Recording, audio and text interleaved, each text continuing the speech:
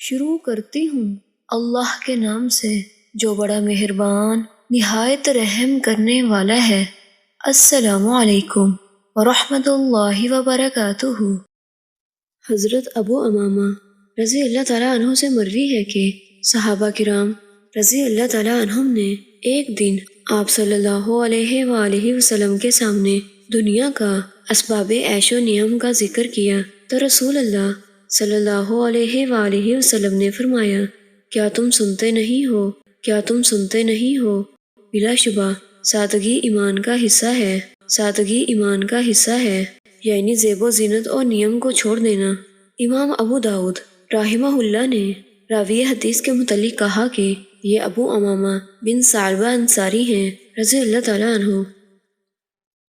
سیدنا انس بن مالک رضی اللہ تعالیٰ عنہ بیان کرتے ہیں کہ نبی صلی اللہ علیہ وآلہ وسلم کے پاس ایک خاص مرکب خوشبو تھی، آپ اس سے خوشبو لگایا کرتے تھے۔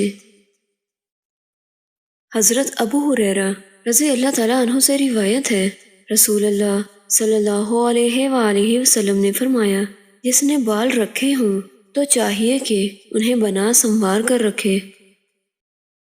حضرت کریمہ بنت حمام رضی اللہ تعالیٰ عنہ بیان کرتی ہیں کہ ایک عورت نے سیدہ عائشہ رضی اللہ تعالیٰ عنہ سے مہندی کے متعلق پوچھا تو انہوں نے جواب دیا، اس میں کوئی حرج نہیں، لیکن میں اسے ناپسند کرتی ہوں کیونکہ میرے حبیب صلی اللہ علیہ وآلہ وسلم کو اس کی بو ناپسند تھی۔